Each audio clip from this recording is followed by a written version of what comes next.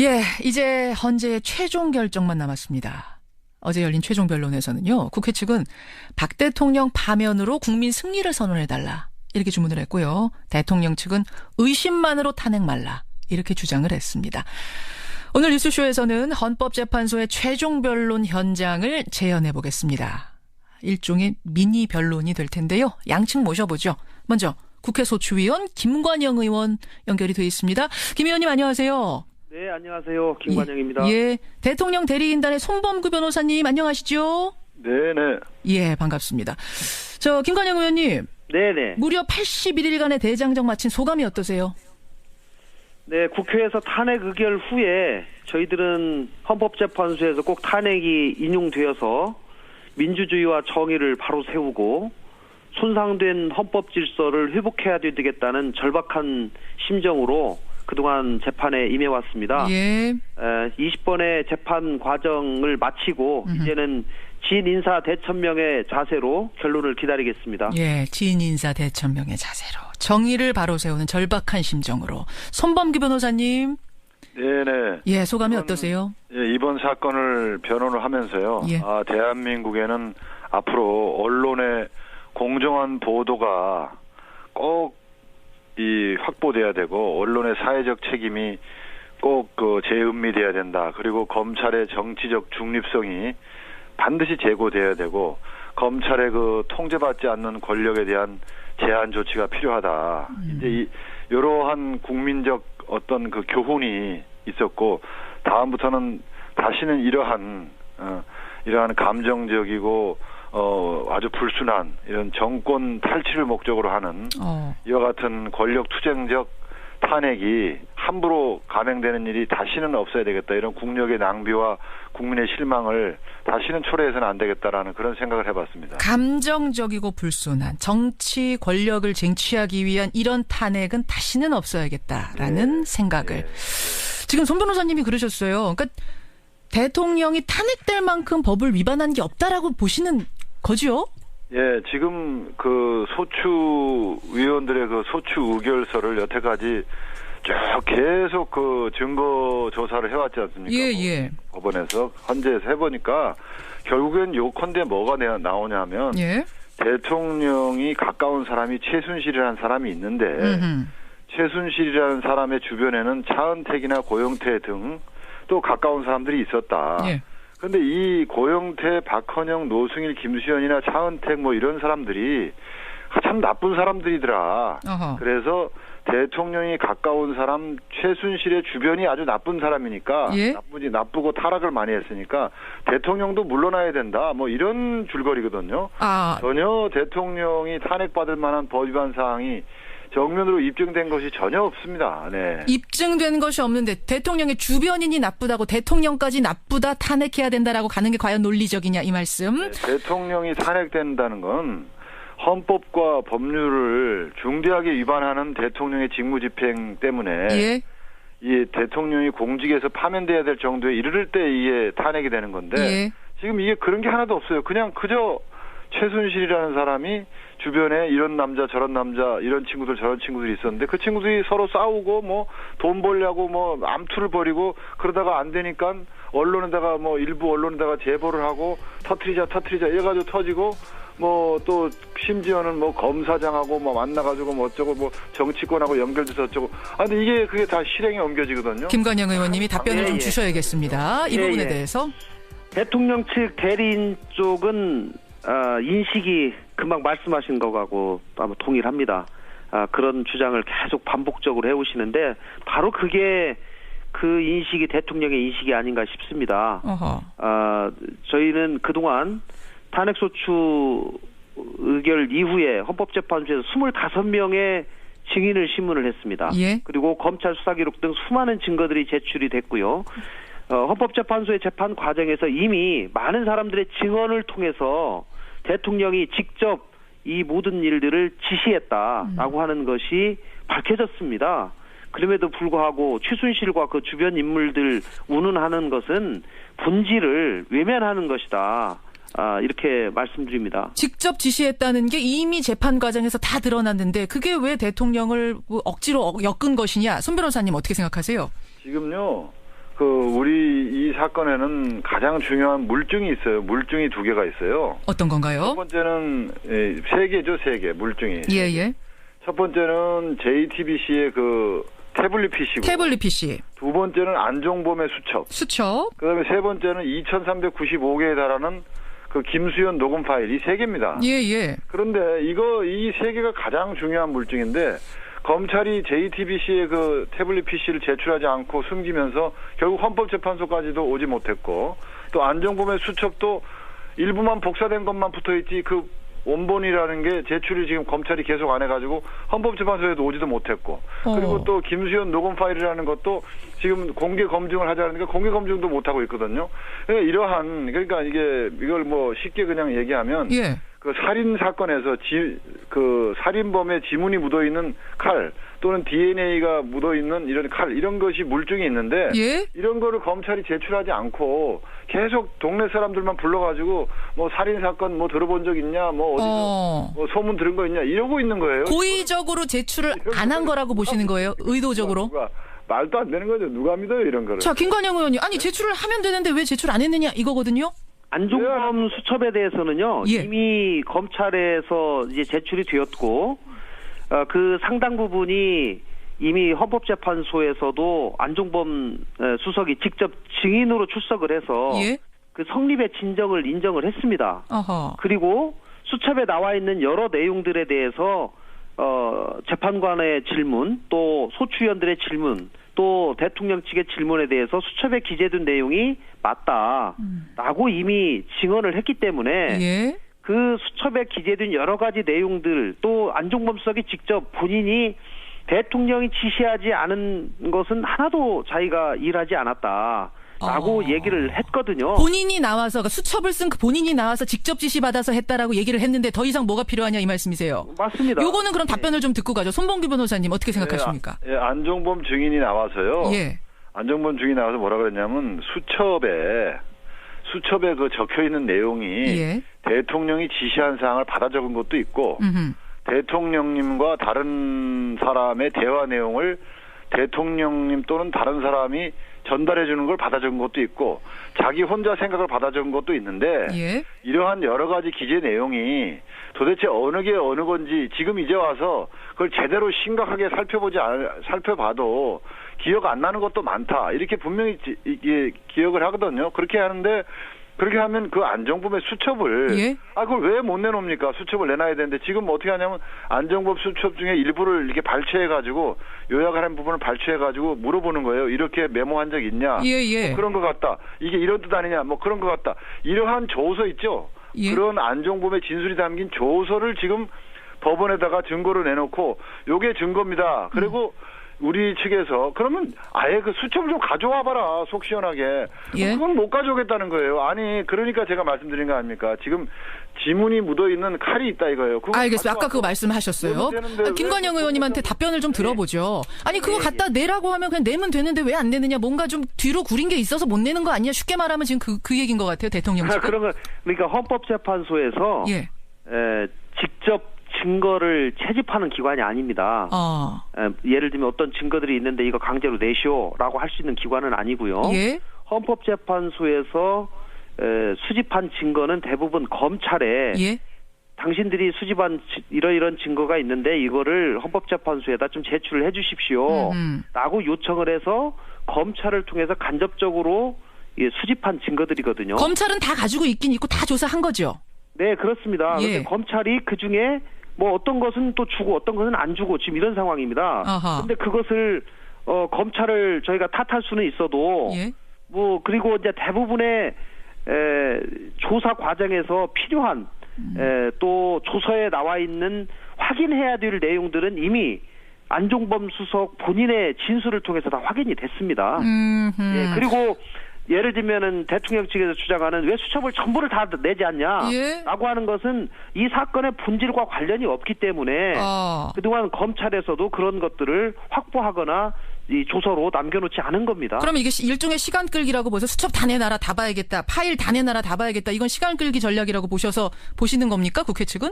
수첩 다 내놔라, 또 김수현의 녹음 파일 전부 재생해서 검증하자, 이런 것은 시간 끌기로밖에 볼 수가 없는 것이죠. 손 변호사님 답변 짧게 듣겠습니다. 저희가 수첩 다 내놔라 한 적도 없고 녹음 파일 2,395개 다 들어보자 한 적도 없고 그 수첩이 박 대통령의 범죄 행위를 갖다 입증할 수 있는 부분이 있으면 그게 수첩이 한 권이 있으면 그 한 권만이라도 가져와 보라는 거예요. 그리고 2,395개의 녹음 파일 다 들어보자 한 일 전혀 없습니다. 2,395개 중에서 쓸데없는 거 다 빼고 예?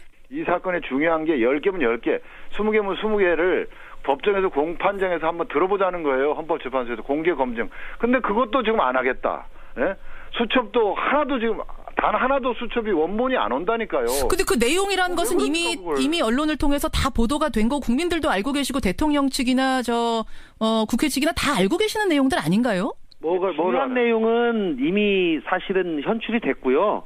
그리고 예를 들면 수첩이 필요하다, 아니면 녹음 파일에 대한 검증이나 들어보는 것이 필요하다. 예. 그 여부는 이제 재판부에서 판단하는 것이죠. 그런데 결국은 저희가 소추위원 측에서 이런 증거들을 내거나 한 것은 아니고요. 알겠습니다. 재판부에서 판단을 해서 이것이 필요하다라고 하면은 당연히 재판부에서 추가적인 알겠습니다. 거칠 텐데 그러지 않았다는 겁니다. 지금까지 최순실 씨 그 주변 이른바 비선 실세들의 농단에 대해서 대통령 대리인단 측은 이게 어떻게 대통령이 직접적으로 공모한 일이냐. 그 주변인들의 문제다라는 주장이고, 반대 국회 측에서는 이건 국민 주권주의의 상당히 중대한 위반 문제다. 대의민주주의의 본질을 훼손한 거다. 이게 팽팽하게 맞붙고 있습니다.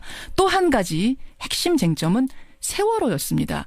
특히 어제 국회 소추위원단 측에서는 국민의 생명권 보호 의무를 위반한 대통령의 아주 중차대한 탄핵사이다. 이렇게 주장하셨네요. 김관영 의원님. 네, 그렇습니다. 무슨 말씀이십니까? 네, 저희는 대통령을 재직하다 보면 이 재난사고는 어느 때나 있는 거 아니겠습니까? 재난사고 있을 수 있죠. 예, 재난사고 자체를 피할 수는 없는 것이죠. 그러나 재난이 일어났을 때 기존에 세워둔 매뉴얼에 따라서 어떻게 대책을 신속하게 수립하고 구호 절차를 해나가느냐라고 하는 것이 대단히 중요하고, 특히 세월호처럼 대규모 익사사고가 발생할 경우에 대통령 안보실에서 중심이 돼가지고 이 일을 제대로 해놔야 되는데, 대통령이 있어야 될 자리에 있지 않고 해야 할 일을 제대로 하지 않았다라고 하는 것을 지적하는 겁니다. 할 일을 제대로 하지 않았다, 최선을 다하지 않았다, 이런 말씀. 자, 손범규 변호사님 어떻게 생각하십니까? 예, 대통령께서 그 자리에 있어야 할 자리에 당연히 그날 있었고요. 할 일은 다 했고, 저는 오히려 여기서 반문하고 싶습니다. 그럼 그때 당시에 국회의원들은 뭐 했습니까? 국회의원들은 밥 먹고 술 먹고 다니는 사람들 얼마나 많습니까? 그죠? 국회의원들은 2년 몇 년 전에 있었던 그 사건에 대해서 그날 뭘 해놓고 그거하고 지금 국회의원 지금 반문을 하셨으니까 김관영 의원님 답변을 그럼 듣고 갈까요? 대통령은 그랬다 치고 국회의원들은 뭐 했느냐? 그 시간에 국회의원이 뭐 했는지가 지금 이 사건하고 무슨 관계가 있습니까? 이거는 그 대통령 세월호 문제에 관한 구조에 관한 최종적인 의사결정 책임이 대통령에 있기 때문에 대통령이 과연 대통령으로서의 직책을 제대로 수행했냐 안 했냐 하는 것이 탄핵 재판의 핵심 쟁점이지, 그 시간에 국회의원들이 뭐 했는지라고 하는 것은 그야말로 물타기 아니겠습니까? 손범규 변호사님 어떻게 생각하세요? 대통령이 그날 뭐 했는지에 대해서 법정에서 충분히 다 밝혔어요. 밝혔고 그만큼 설명했으면 됐는데, 그걸 5분 단위로 10분 단위로 왜 밝히지 않냐 그러는데, 그걸 맨 처음에 예를 들어서 대통령께서 그 밝힌 부분 있지 않습니까? 처음에 의혹에. 근데 그 의혹에서 맨 처음에 밝힐 때 사실대로 다 밝히셨는데, 이제 와서 재판한다고 해서 이제 와서 그걸 더 자세하게 쪼개가지고 이 말 저 말 더 하면요, 이제는 지금 하는 말이 또 거짓말이다, 또 조작이다, 또 이럴 거예요. 알겠습니다. 있는 그대로 설명했으면 그걸로 판단하는 거지, 뭘 또 더 자세하게, 뭘 더 자세하게 설명하느냐? 말도 안 되는 게요, 이런 거는. 재판부가 세월호 문제에 대해서 여러 차례 성명을 해달라라고 얘기를 했고, 대통령께서 그 시간에 뭐 했는지 자료를 냈습니다. 그런데 그것만으로는 대단히 미진하고 부족한 점이 있기 때문에 추가로 좀 더 냈으면 좋겠다라고 하는 의견들을 여러 차례 밝혔고요. 결국은 대통령께서 소명한 그 자료가 과연 상식적인 시각에서 봤을 때 이해할 수 있느냐라고 하는 것은 재판부가 최종적으로 판단할 것이라고 생각합니다. 제가 어제 그 양쪽에서 세월호 문제를 놓고 주장하신 것들을 이렇게 좀 요점 정리된 걸 보니까요. 네. 그러니까 국회 측에서는 네. 그날 집무실로 출근도 안 하셨다 대통령이. 그리고 오보를 듣고도 네. 확인을 제대로 하지 않고 넘어간 것. 그러면서 지금 오본 탓을 하는 것은 사후에 변명거리를 만든 거 아니냐. 이런 주장을 하셨더군요. 손범규 변호사님 어떻게 답하시겠습니까? 네, 그거 뭐 집무실에 출근도 안 했다 그러는데 그건 말도 안 되는 얘기인 게요. 대통령은 관저에 있을 때도 집무를 볼 수 있어야 하고 위민관에 왔을 때도 직무를 볼 수 있어야 되고 예? 본관에 왔을 때도 직무를 볼 수 있어야 되고 대통령은 24시간 국가의 대소사에 대응할 수 있어야 되기 때문에 세 군데에 다 집무실이 있고 직무를 처리할 수 있는 기능이 다 완비되어 있습니다. 이걸 자세한 구조까지 말씀드리기는 곤란합니다만 그렇게 그런 구조를 갖추고 있는데 관저에서 보고를 받았기 때문에 관저에서 바로바로 처리를 한 거예요. 근데 만약에 이거를 이런 체제를 안 갖춰놓고 있고 대통령이 본관으로 오기 전에는 이 직무집행이 안 된다. 만약에 그렇게 된다 그러면 진짜 더 난리 났을 겁니다. 대한민국의 대통령이 어떻게 본관이라는 건물로 오지 않으면 대한민국이 그럼 올 수 없단단 말이냐 하면서 난리를 떨었을 사람들이에요. 그런데 이걸 이제 와서는 또 관저에 왜 있었냐, 왜 본관으로 안 나왔냐 이런 식으로 비난을 하는데 이런 분들한테는 어떤 이야기를 해도 다 비난하고 어떤 이야기를 해도 디비 꼬지 알겠습니다. 제대로 듣지는 않습니다. 근데 그날 워낙 중차대한 일이었기 때문에 보통 때 같으면 관저에서 뭐 직무하실 수 있지만 당장 본관으로 가셔서 뭔가를 지휘하셨어야 될 정도의 대참사가 아니었냐 이 부분을 국회에서는 얘기하는 것 같은데요. 그렇게 대참사가 됐다는 것은 결과적으로 나중에 그렇게 판명이 된 것인 거지. 아침 8시, 아침 9시, 벌써 9시 반인 상황에서 그 배는 지금 과학적으로 증명된 결과에 따르면, 회고적으로 증명된 결과에 따르면, 그때는 9시 반, 10시도 되기 전에 이미 벌써 배가 뒤집어져가지고, 사람들이 이제 구해낼 수 없는 그런 안타까운 상황으로 이미 전개돼 버린 거였어요. 그걸 아는 사람이 아무도 없었습니다. 그 현장에 있는 피해자들과 그 현장에 갔던 현장 일선 지휘관 이외에는 아무도 그 상황이 그렇게 된 줄 모르는데 그거 대통령마저도 그걸 모르고 있었는데 그런 사람한테가 이렇게 회고적으로 지금의 시각에서 막 이렇게 비난하고 한다는 게 말이나 되는 소리예요. 결과론적인 비난이다. 김관영 의원님 어떻게 생각하세요? 관저 집무실에 있었어도 그 상황이 이럴 줄을 그때는 몰랐던 거다. 당시에 몰랐다는 것은 인정을 하시네요. 그러면은 몰랐던 이유가 관저에 있어서 몰랐느냐, 집무실에 있어서도 몰랐느냐라고 하는 것은 그거는 좀 따져봐야 될 일인데요. 어쨌든지 간에 집무실과 관저에 있는 것이 대통령 측에서는 똑같다. 똑같이 다 일 처리하는데 이상이 없기 때문에 어느 자리에 위치해 있던지 간에 차이가 없다. 이제 이렇게 말씀을 하시는데 그것은 제가 볼 때는 사후적인 변명이고요. 집무실에 근무하는 거하고 관저에 근무하는 거는 차이가 납니다. 그리고 관저는 그야말로 쉬시고 주무시는 데예요. 원래 원칙적으로는. 그리고 정시에 대통령도 공무원입니다. 그러면 9시에 특별한 일이 없으면 집무실에 출근하셔서 일을 보여주는 것이 정상적인 것이죠. 그러나 관저에 있을 때 그럼 아무 일도 하지 않았냐라고 하는 거는 저도 모르겠습니다. 그러나 적어도 집무실에 제대로 위치하고 있어서 또 이런 사건을 인지한 이후에는 바로 집무실로 가서 제대로 대처했어야지 맞다라고 하는 것이 상식에 맞다고 생각합니다. 이렇게 양측의 주장이 손 변호사님 짧게요. 손 변호사님. 지금 김관영 의원님 그 말씀에는 마치 관저에는 그저 놀고 쉬는 시설만 있고 일할 수 있는 체제가 안 되는 줄 말씀하시는데 전혀 그게 아닙니다. 관저에 가보시면 알지만은 관저에도 완벽한 시설을 갖춘 집무실이 있어요. 또 있어야 합니다. 그게 정상입니다. 그리고 본관에도 마찬가지고 위민관에도 마찬가지고 대통령이 청와대 경내를 벗어나지 않고 청와대 안에 있기만 하면 어디서든 이 국가 전체를 지휘할 수 있는 시스템이 갖춰져 있는 게 이게 알겠습니다. 대한민국입니다. 이걸 관저에 가면 아무것도 못하고 그냥 그저 놀고 잠만 자는 곳이라고 생각하면 천만의 말씀이에요. 근데 이제 지금 청취자 그렇게 말씀하지 않았습니다. 예, 손 변호사님 청취자 질문이 하나 들어왔는데 근데 집에도 공부방이 완전히 설비가 잘 돼 있지만 제 시간에 학교 가는 것처럼 공무원인 대통령도 아무리 관저에 집무실이 잘 돼 있어도 제 시간에 집무실로 본관으로 가셨어야 되는 건 아니냐 이런 질문이 들어옵니다.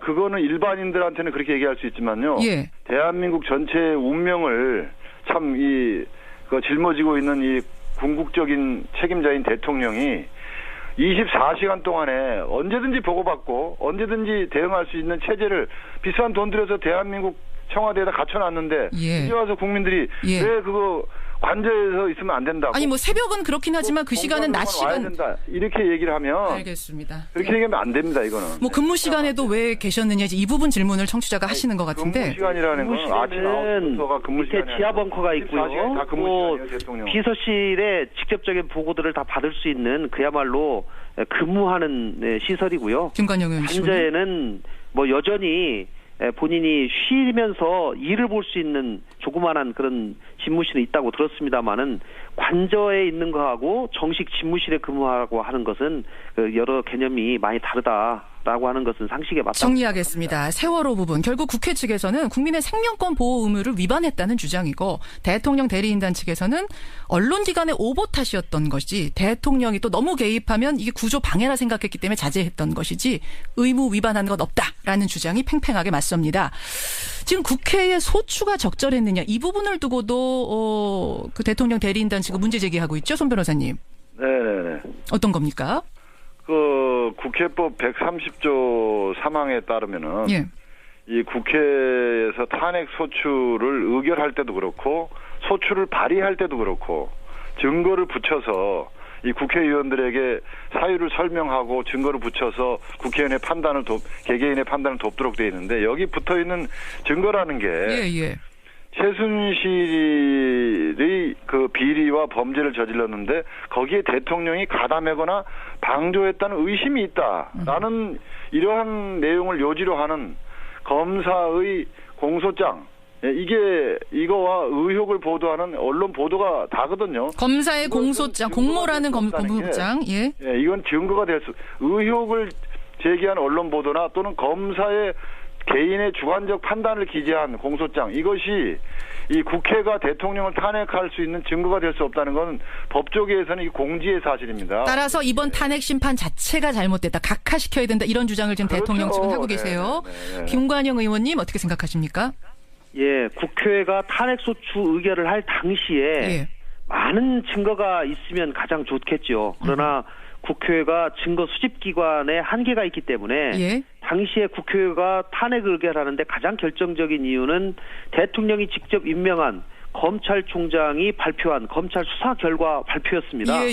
거기에 이미 공소장에 대통령이 공범자로 기재가 돼 있기 때문에 저희들도 상당한 충격을 느꼈던 것이고 그 사실에 더 이상 국회도 안 되겠다. 대통령의 직무를 긴급하게 정지할 필요가 있다라고 해서 저희가 탄핵 소추를 한 것이고요. 저희가 국회에서 정상적인 의결 절차 또 적법한 의결 절차를 거쳤다는 것은 법무부도 인정을 했고 이 헌법재판소 재판 초기에 이미 재판관과 대통령 측 대리인들이 그 부분에 대해서는 주장을 처리하겠다라고 이미 입장까지 밝힌 문제인데 재판 막판에 와서 이 부분을 계속 지적을 하는 것은 왜 막판에 와서 이러느냐. 손 변호사님 이건 좀 답변을 많은 분들이 궁금해하세요. 여태까지 절차 문제 제기 안 하다가 왜 마지막 18차 19차 변론에 와서 각하를 내려라라고 얘기하시는 것인가. 그건 왜 그러냐면요. 맨 처음에 이제 노무현 대통령 당시 그 탄핵 재판에서 국회 의결 절차의 문제에 대해서는 이걸 헌법재판소가 그걸 심판의 대상으로 삼아가지고 미주알 고주알 따지면은 이거는 곤란한 거 아니냐. 국회의 자율권을 법원이 침해하는 거 아니냐. 그건 따지지 말자. 그랬거든요. 13년 전 판례입니다. 그러니까 그걸 원용해가지고 이번 13년이 지났지만 과거 판결을 원용해가지고 우리 이제 그거 따지지 말자. 국회에서 의결 잘못한 거 가지고 뭐하러 따지냐. 이렇게 이제 그 재판장님께서 제안을 하셔가지고 그럼 그럽시다 하고 지나갔는데 그 부분이 바로 소송 요건이에요. 요건. 소추 요건. 그 부분에 대해서는 근데 아무리 따지지 말자고 합의를 받거나 뭐 잘 됐다고 설사 소추 요건이 갖춰졌다고 우리가 자백을 한다 하더라도 예. 효력이 없어요. 왜 그러냐면 그게 소송 요건에 관한 문제이기 때문에 법원의 직권 조사 사항이기 때문에 그건 합의 보면서 뭐 문제 삼지 않는다 그래도 그건 다 무효예요. 그래서 무효라고 보세요. 그럼 우리가 이거 문제 삼지 않아서의 문제가 아니라 무효라고 보세요? 그렇죠. 탄핵 심판이?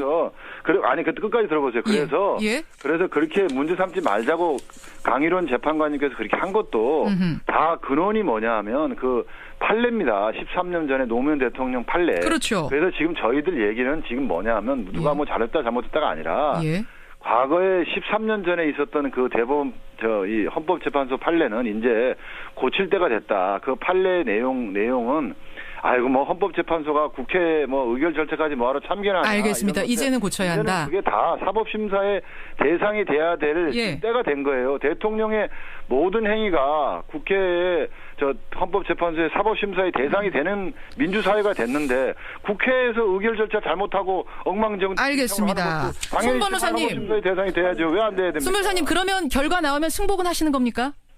그 승복 문제에 대해서는 저희가 상당히 정치적 의도가 담긴 질문이기 때문에 저희가 변호사들이 답할 때는 이것은 지금 이대로 가면 민사소송법 451조 1항 1호 소정의 이거는 재심 사유가 될 수도 있다라는 것을 법률적으로 말씀드리는 거지. 이거 뭐 승복한다 안 한다 이런 걸 상당히 말 잘못해서 뭐 이거 정치적 발언이다 뭐 불복 예고다 이러기 때문에 그건 곤란하고요. 김평우 변호사가 이미 말씀을 하셨기 때문에 제가 여쭌 건데 재심 사유가 될 수 있다. 마지막으로 김관영 의원님 어떻게 생각하세요? 재심 사유가 될 수 있다라고 그 의도를 비친 것은 불복하겠다는 저는 얘기로 들리는데요. 이것은 대단히 저는 잘못된 것이다 생각하고 이제 양측이 충분히 설명을 하고 재판 과정에서 다 변론을 했기 때문에 재판부에서 현명하게 판단을 할 것이다 저는 생각합니다. 국회 측은 국회에서의 그 적법 절차에 문제가 있다라고 하는 점에 대해서 최근 재판에서 그 부분을 대통령 측에서 주장을 했고 그 부분을 다시 재판부에서 다시 한번 자기들이 살펴보겠다라고 이미 얘기를 했습니다. 저는 국회에서의 의결 절차에 전혀 하자가 없다라고 하는 점을 말씀을 드리고요. 당시에 제가 탄핵 소추 의결서 작성 작업에도 참여를 했고 소추 의결 제안 설명도 했고 당시에 어떻게 의결이 되었는지 그 과정을 너무 잘 알기 때문에 절차법상 전혀 문제가 없다라고 하는 점을 전혀 하자 없다. 재심의 사유 되지 않는다. 그리고 국회도 역시 결과 나오면 승복한다. 예, 그렇습니다. 깨끗하게 지금 말씀해 주셨어요. 30초씩 마무리 발언 시간 드리겠습니다. 대통령 대리인단 측의 손봉규 변호사님부터 30초 드리겠습니다. 지금 이 사건은 지금 국민을 반으로 쪼갰습니다. 인용을 하자니 정말 또 큰일 나겠고 기각을 하자니 또 큰일 나겠고 이럴 때는 탈출구가 바로 각하입니다. 각하는 국회에서 의결을 잘못했기 때문에 국회로 다시 돌려보낸다. 법원으로서는 이 사건의 실체 관계를 따질 필요가 없다. 국회 의결 자체가 부적법하다라고 돌려보내는 게 각하입니다. 그렇게 각하를 하면 원래부터 일을 제대로 처리 못하고 무능한 이 국회가 한 번 더 혼만 나면 되는 일이기 때문에 국민들이 서로 싸우고 뭐 이렇게 반목하고 뭐 이렇게 데모하고 이렇게 나라가 둘로 쪼개질 이유가 전혀 없어요. 각하가 정답입니다. 신의 한 수는 각하입니다. 각하. 국회 소추위원단 김관영 의원님 30초 드립니다. 대통령도 직무를 수행하면서 헌법과 법률을 위배하고 국민이 위임해준 권력을 사적으로 이용한다면 국민들이 대통령에 준 위임, 신임을 거둘 수 있다. 또 손상된 헌법 질서를 회복해서 정의를 바로 세우고 법 앞에 모두가 평등하다는 것을 보여줄 수 있는 좋은 기회라고 생각합니다. 꼭 인용이 되어서 국민에게 주권이 있다는 것을 확인할 수 있는 기회가 되기를 기원합니다. 이제 헌법재판소가 오늘부터 평의 절차를 시작합니다. 그리고 지금 예상으로는 3월 중순경 10일 혹은 13일 정도의 최종 선고가 내려질 것이다. 그 선고 당일에 투표합니다. 결정만 남았습니다. 청취자 여러분 의견 보내주시고요. 오늘 두 분 수고하셨습니다. 네, 감사합니다. 감사합니다. 국회 탄핵소추위원 국민의당 김관영 의원, 대통령 측 대리인단의 손범규 변호사였습니다.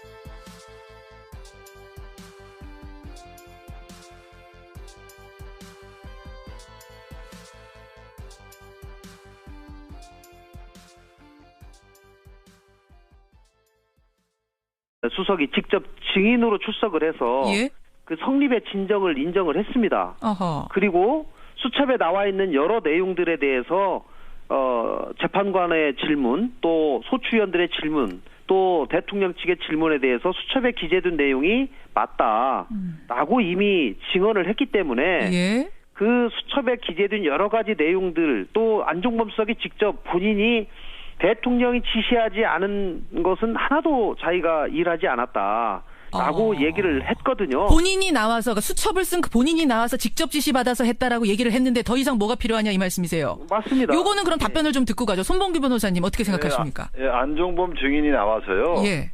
안종범 증인이 나와서 뭐라 그랬냐면 수첩에 그 적혀 있는 내용이 예. 대통령이 지시한 사항을 받아 적은 것도 있고 대통령님과 다른 사람의 대화 내용을 대통령님 또는 다른 사람이 전달해 주는 걸 받아 적은 것도 있고 자기 혼자 생각을 받아 적은 것도 있는데 예. 이러한 여러 가지 기재 내용이 도대체 어느 게 어느 건지 지금 이제 와서 그걸 제대로 심각하게 살펴봐도 기억 안 나는 것도 많다. 이렇게 분명히 기억을 하거든요. 그렇게 하는데 그렇게 하면 그 안종범의 수첩을 예? 그걸 왜 못 내놓습니까? 수첩을 내놔야 되는데 지금 어떻게 하냐면 안종범 수첩 중에 일부를 이렇게 발췌해가지고 요약하는 부분을 발췌해가지고 물어보는 거예요. 이렇게 메모한 적 있냐? 예. 뭐 그런 것 같다. 이게 이런 뜻 아니냐? 뭐 그런 것 같다. 이러한 조서 있죠. 예? 그런 안종범의 진술이 담긴 조서를 지금 법원에다가 증거로 내놓고 요게 증거입니다. 그리고 우리 측에서 그러면 아예 그 수첩을 좀 가져와 봐라. 속 시원하게.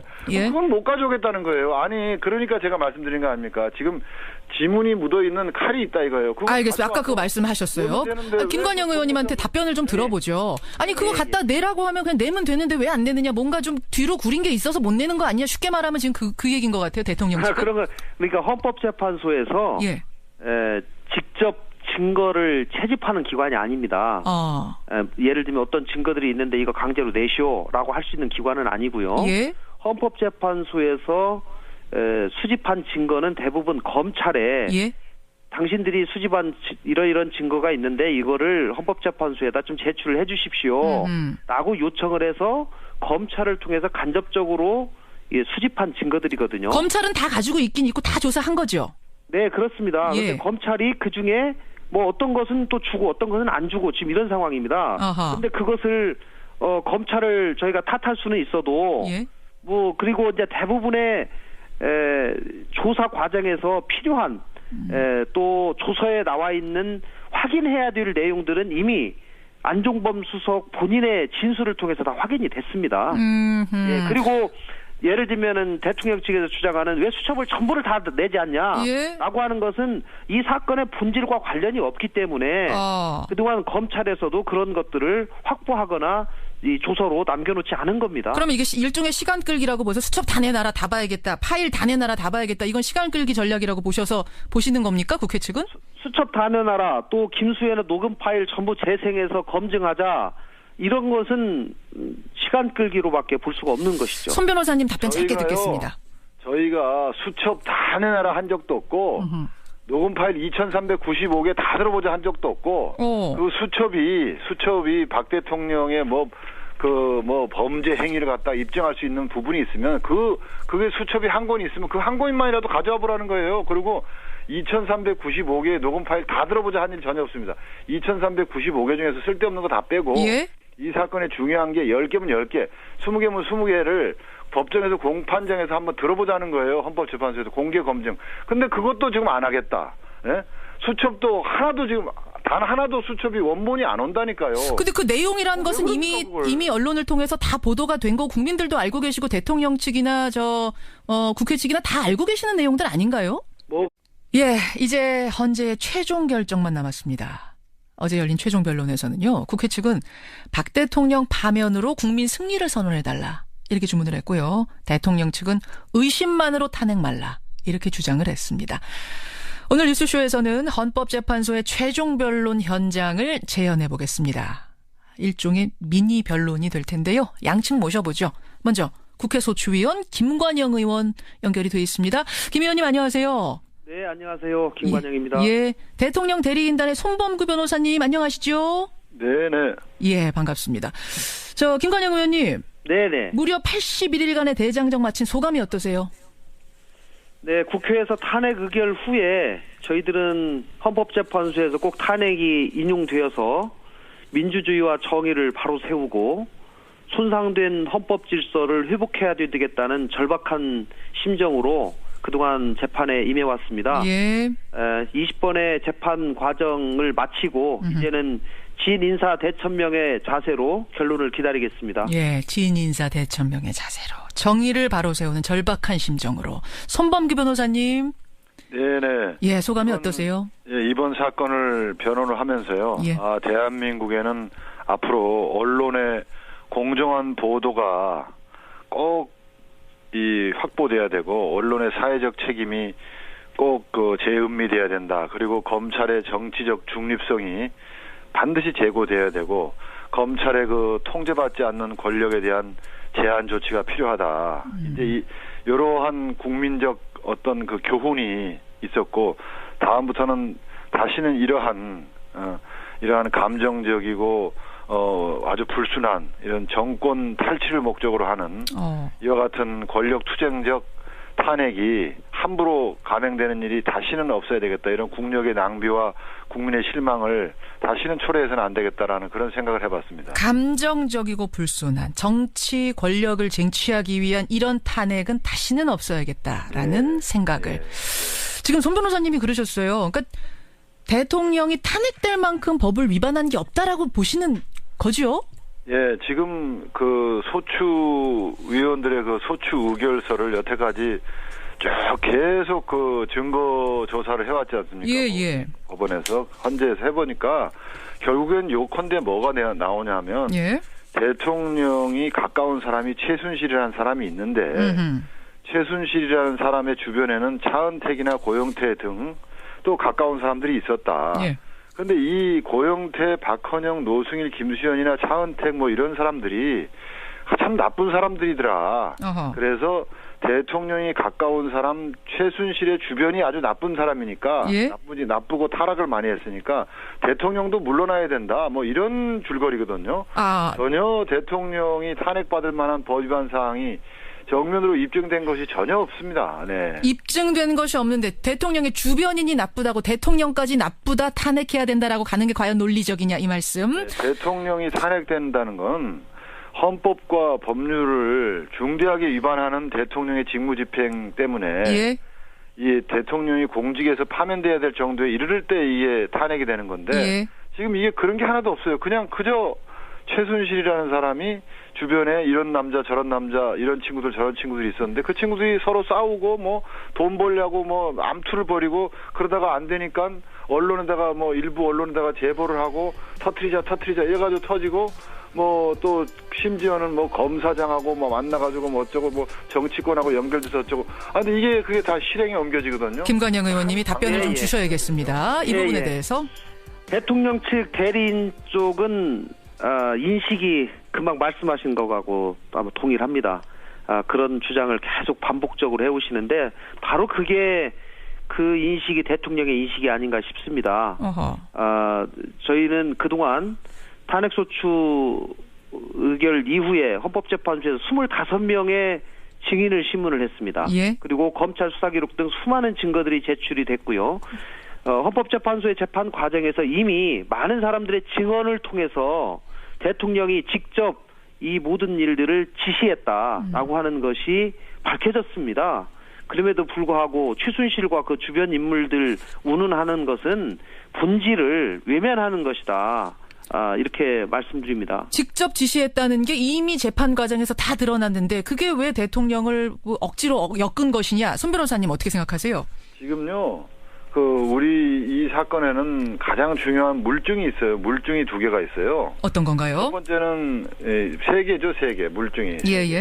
첫 번째는 JTBC의 태블릿 PC고. 태블릿 PC. 두 번째는 안종범의 수첩. 그다음에 세 번째는 2,395개에 달하는 김수현 녹음 파일 이 3개입니다. 그런데 이 3개가 가장 중요한 물증인데. 검찰이 JTBC의 태블릿 PC를 제출하지 않고 숨기면서 결국 헌법재판소까지도 오지 못했고 또 안종범의 수첩도 일부만 복사된 것만 붙어있지 원본이라는 게 제출이 지금 검찰이 계속 안 해가지고 헌법재판소에도 오지도 못했고 그리고 또 김수현 녹음 파일이라는 것도 지금 공개 검증을 하자는데 공개 검증도 못하고 있거든요. 그러니까 이걸 뭐 쉽게 그냥 얘기하면 그 살인 사건에서 그 살인범의 지문이 묻어 있는 칼 또는 DNA가 묻어 있는 이런 칼 이런 것이 물증이 있는데 이런 거를 검찰이 제출하지 않고 계속 동네 사람들만 불러가지고 뭐 살인 사건 뭐 들어본 적 있냐 뭐 어디서 뭐 소문 들은 거 있냐 이러고 있는 거예요. 고의적으로 제출을 안 한 거라고 보시는 거예요? 의도적으로? 말도 안 되는 거죠. 누가 믿어요 이런 거를. 자, 김관영 의원님, 아니 제출을 하면 되는데 왜 제출 안 했느냐 이거거든요. 안종범 수첩에 대해서는요 이미 검찰에서 이제 제출이 되었고 그 상당 부분이 이미 헌법재판소에서도 안종범